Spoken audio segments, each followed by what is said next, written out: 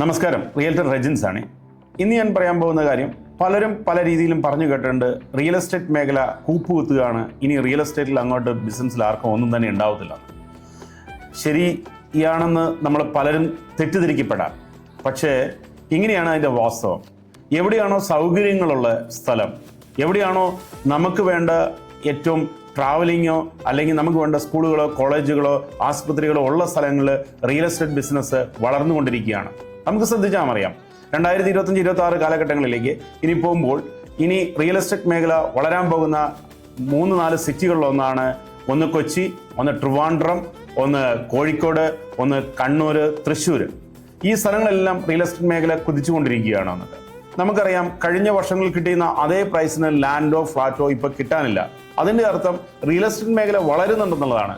മറ്റുള്ളവരെ പറയുന്നത് തെറ്റിദ്ധാരണകളിലേക്ക് നമുക്ക് പോകാതിരിക്കാം. പിന്നെ ഞാൻ പറയുകയാണ്, ചില സൗകര്യങ്ങൾ കുറവുള്ള സ്ഥലങ്ങൾ, ബസ് കിട്ടാനോ അല്ലെങ്കിൽ യാത്രാ സൗകര്യങ്ങൾ ബുദ്ധിമുട്ടുള്ള സ്ഥലങ്ങളിലൊക്കെ റിയൽ എസ്റ്റേറ്റ് മേഖല തളരുകയല്ല ചെയ്യുന്നത്, വളരെ മന്ദഗതിയിലാണ്. അവിടെ വലിയൊരു ഭൂമാഫിയകൾ വരുന്നില്ല, ഇൻവെസ്റ്റ് ചെയ്യുന്നില്ല എന്നുള്ളതാണ് അതിൻ്റെ സത്യം. വന്നിട്ട് എന്ന് വിചാരിച്ച് റിയൽ എസ്റ്റേറ്റ് മേഖല തകരുന്നില്ല എന്നുള്ളതാണ്. എന്നിട്ട് അപ്പോൾ വീണ്ടും കാണാം. ഇനിയുള്ള എൻ്റെ വീഡിയോകൾ റിയൽ എസ്റ്റേറ്റ് മേഖലകൾ എവിടെയെല്ലാം ഓപ്പർച്യൂണിറ്റികൾ ഉണ്ടെന്നുള്ളതിനെ കുറിച്ചുള്ളതായിരിക്കും. ഷെയർ ചെയ്യുക, സബ്സ്ക്രൈബ് ചെയ്യുക, ലൈക്ക് ചെയ്യുക.